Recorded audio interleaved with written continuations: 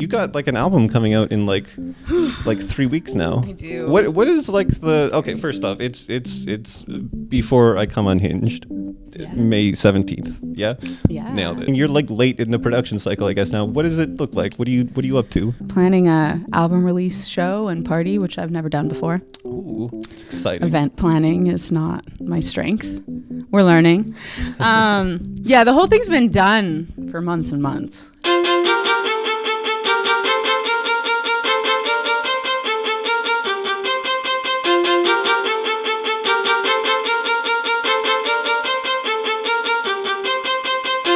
You have this album cover, and it's pretty hardcore. You really went for it. I respect that. Thank you. So as I understand, you set yourself on fire. 100%. Yeah, and I don't know a lot of people who've set themselves on fire. What makes it even funnier is that it's my mom that took the photo and my husband that lit me on fire.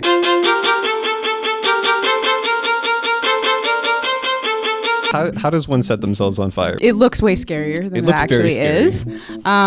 It is soap bubbles, like dish soap and water, okay, in a bowl, and then butane gas. And you use butane gas to make the bubbles out of the soap, and then you pick up the bubbles and light them on fire.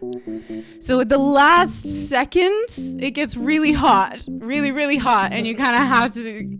It sounds like there was some burning that went on. A little bit. Yeah. It's actually funny because it was not my intention to do that for the album cover. I had a different album cover, but then I released a single called Gaslight in March, and I had this idea of playing around with fire for that one. I had thought just holding a match or a lighter, and my mom was like Googling how to photograph fire. Okay, she's a wedding photographer, does not usually shoot fire.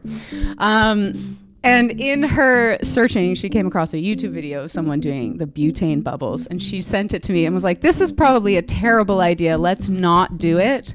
But it's pretty cool. And then I made the mistake of showing it to my husband, and he was like, oh, no, I'm going to go buy butane gas right now. I did burn some of my hair off, but that's fine. Oh, yeah, Jesus, I'm looking at it now. Yeah, it's wild, right? Kind of insane. I'm a ginger. I have an ancestral fear of fire. Same. Is there like any significance to May 17th being the release date, or is that just like... No? So I was actually going to release it on April 19th, which was my birthday. And then I found out that that's when Taylor Swift was releasing her album. And I was like... Taylor Swift, yeah. Just ruining album releases everywhere. Yeah. Have you listened to her new album? What do you think? No, I have not. You haven't? Really? Well, I saw that it was 30-something songs, and I was like, I don't have the time commitment for that. That's fair. It's chunky, yeah. It's a lanky album. But it's fun. Is it? Yeah, Okay, it's got some moments on there. I don't know. It's not really my vibe, but it's Taylor Swift's not really mine either. It's a rock album, It and it's very, very cool. It's a great vibe. I'm really looking forward to it actually, but it is not at all like in line with your previous work. No, there's a jump there. It is not. Growing up, rock was my favorite. I was obsessed with Paramore and My Chemical Romance. It's frankly all I ever wanted to do was rock, but I remember being like 13, 14, trying to sing Paramore and My Chemical Romance in my bedroom by myself, and it was just not going to happen. It was really not going to happen. And I was really good at the playing piano and singing pretty pop ballads thing. Lots of people gave me praise for that. And so I was like, okay, well, I'm good at that. So I kind of just accepted my fate that that's what I was going to do.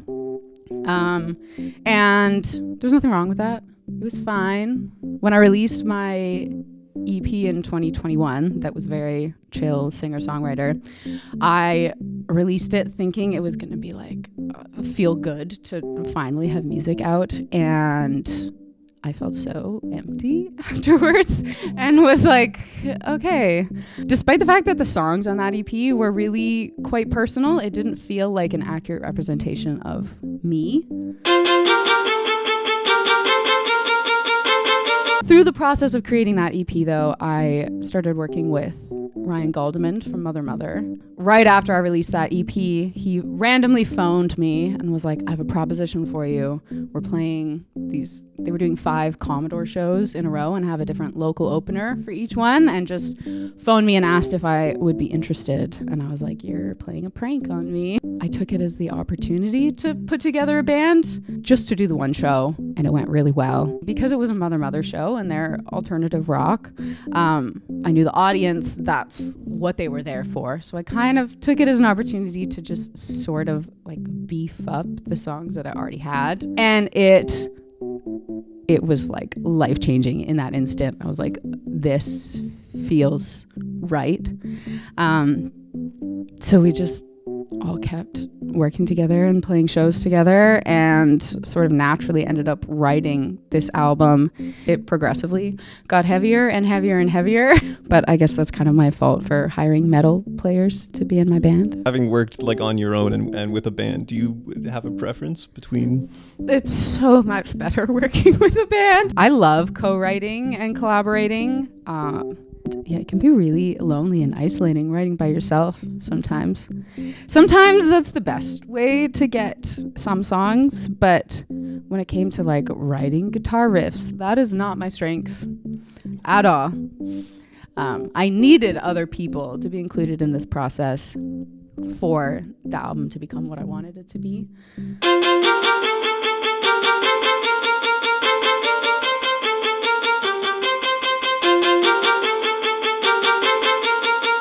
When do you like know when it's like, I guess, finished? It's really tough to make that call.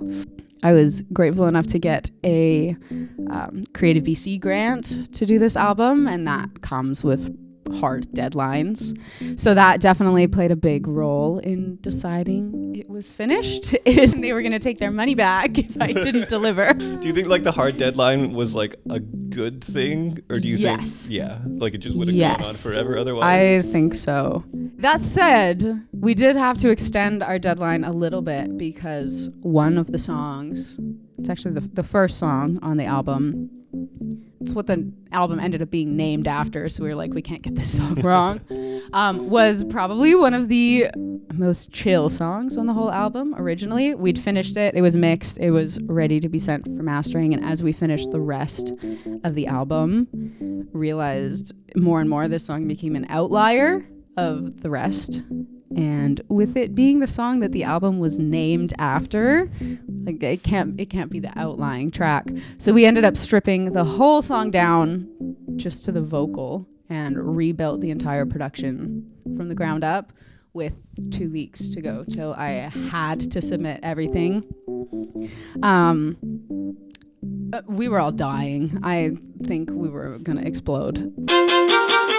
While you've been doing this, what are you like so overwhelmed by your own music that you're just like shut off from all other music, or are you like listening to other people's stuff? No, I'm always listening. Always. That's where I get ideas. Through the process of creating the album, I listened to a lot of Nothing But Thieves and Royal Blood. Who else? Locally, Dear Rouge was a big inspiration. I'm finally actually making the kind of music that I enjoy listening to. That must be nice. It's so nice. I don't listen to my own music and be like, that's cute.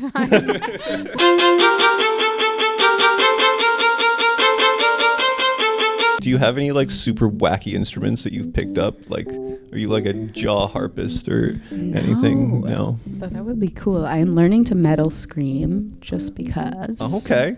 All right. My bandmate Emma Alves has been learning, and there's a couple songs on the album that she's screaming, and it's so fun. So I've been learning secretly. Home by myself. My neighbors probably hate me. Yeah, I would imagine that's not super neighbor friendly. Do you have anything you want to plug at some point in time? Well, I mean, I'll have an album out. You can go listen to it. Yeah, go listen. Go listen to Before I Come Unhinged. It's out. It's been out for probably a while now.